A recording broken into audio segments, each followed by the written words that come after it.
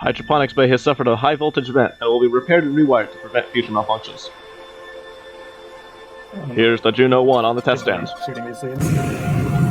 The Juno rocket is a lightweight solid thruster capable only of easy maneuvers.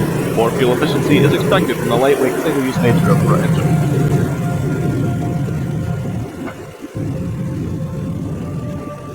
These engines provide a quick kick and thrust, and then burn up and puff of smoke. This is the Minerva 1 doing test. Oh, the humanity! The engine's gone up in flames! Here's the Diana 2 thruster. Good clean burn.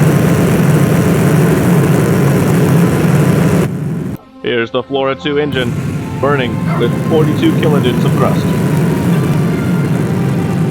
And the Vesta 4 engine proves the Juno class is ready for flight. Here's the Juno class now, with Isaac Schultz at the controls. 5, 4, 3, 2, 1. Ignition on the Juno 4 rocket. Burn time is 50 seconds, following which the Juno will coast to an altitude of 40 miles. Pilot Officer Isaac Schultz will then hit the separation and break away in the Eagle lander.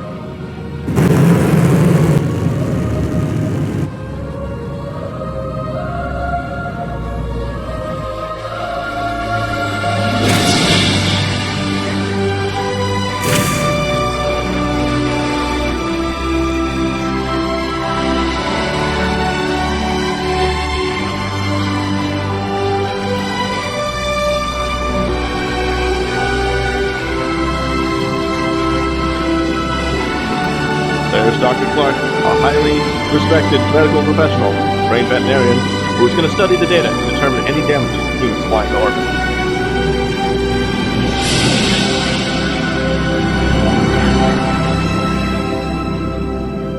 Touchdown! Perfect success!